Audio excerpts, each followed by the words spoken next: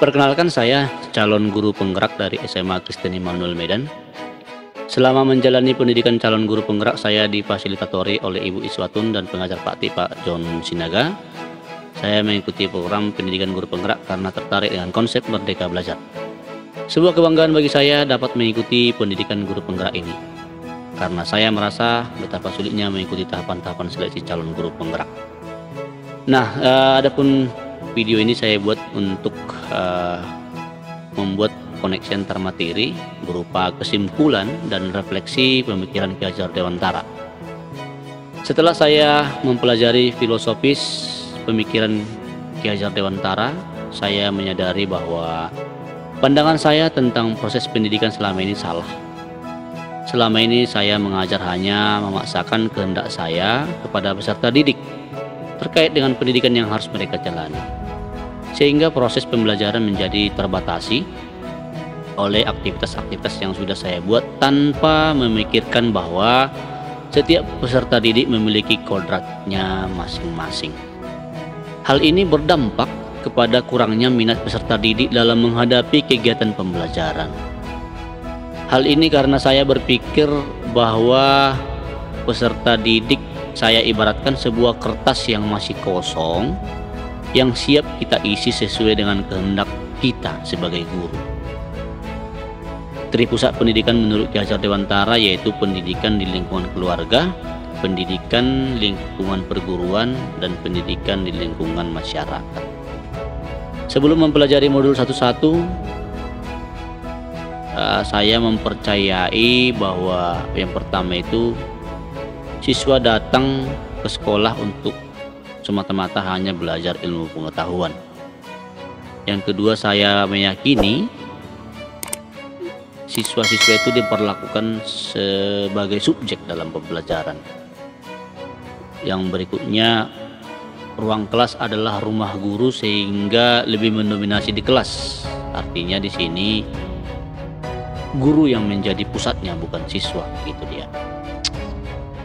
Terus yang berikutnya, saya juga kerap kurang memperhatikan visual guru saat di tempat kerja.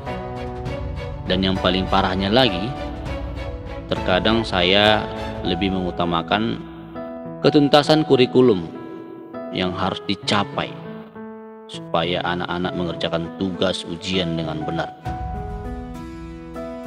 Nah, setelah mempelajari filosofi Ki Hajar Dewantara mengenai asas trikon yang dilambangkan sebagai sistem tata surya, murid digambarkan sebagai planet yang mengorbit matahari atau simbol nilai kemanusiaan dalam garisnya masing-masing.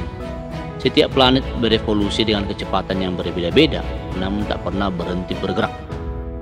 Konsep pemikiran filosofis Ki Hajar Dewantara sangat relevan dengan penerapan pendidikan abad 21 pada konteks lokal atau budaya di tempat asal.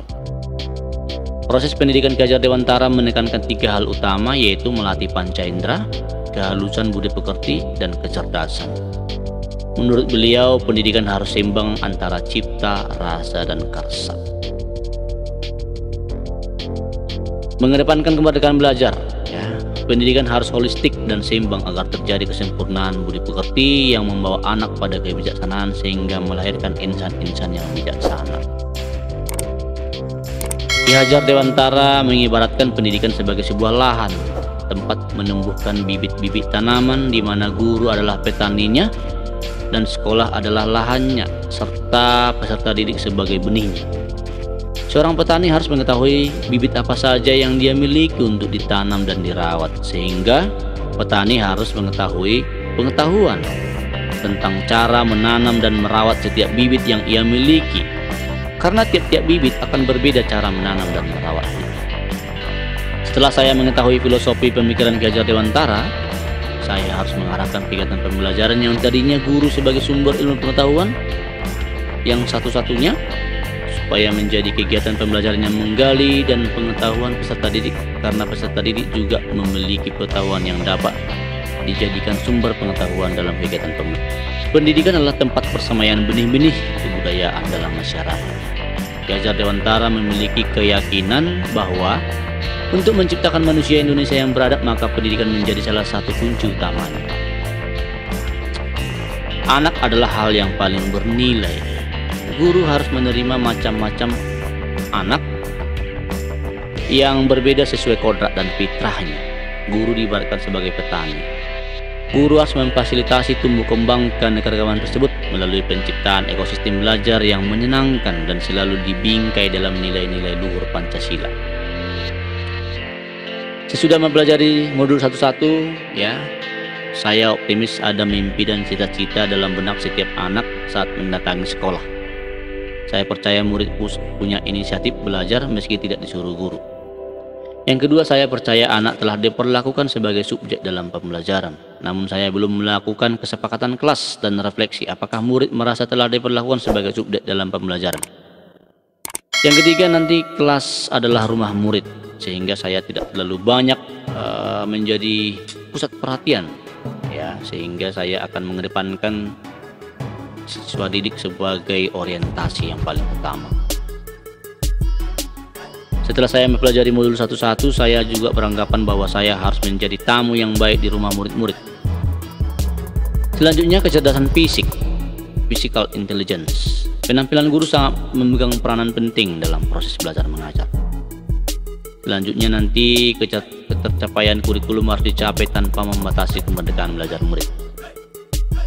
Rancangan tindakan aksi nyata atau yang harus dilakukan oleh saya sebagai guru, yang pertama adalah saya harus melakukan literasi. Ibarat seorang petani, maka saya harus berliterasi tentang teknik menanam dan menghasilkan tanaman yang berkualitas. Selanjutnya nanti saya akan melakukan asesmen diagnosis awal dan asesmen diagnosis berkala untuk mengetahui perkembangan kognitif dan non-kognitif, mengetahui kendala belajar murid, serta melakukan tindak lanjut dan evaluasi. Berikutnya, saya harus menumbuhkan kecintaan dan kedekatan murid dengan guru dan orang tua, supaya merdeka belajar dan kolaborasi bisa tercipta.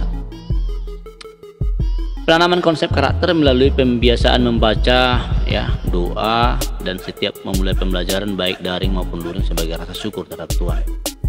Nanti juga perlu lagi diterapkan menyanyikan lagu-lagu kebangsaan atau himne bahasa Indonesia yang selama ini sudah banyak ditinggalkan oleh sekolah-sekolah. Selanjutnya, kita harus membudayakan mencintai budaya, baik guru maupun murid harus sering berdiskusi membahas mengenai budaya-budaya lokal yang ada di lingkungan. Kita juga harus lebih menekankan literasi keluarga antara murid dengan orang tua, berbagai cerita dari buku yang sudah dibaca mengenai silsilah keluarga, dan bisa bercerita juga kepada guru nantinya di sekolah. Mengajak siswa untuk melakukan kerja bakti membersihkan pekarangan, ini juga perlu diterapkan kembali untuk memupuk persaudaraan antara siswa, guru juga dengan teman-teman yang ada di sekolah. Dalam hal ini, saya selaku calon guru penggerak sangat membutuhkan dukungan dari kepala sekolah, teman sejawat, tenaga pendidikan, orang tua, masyarakat, dan juga kerjasama dari siswa itu sendiri. Salam guru penggerak, semoga bermanfaat.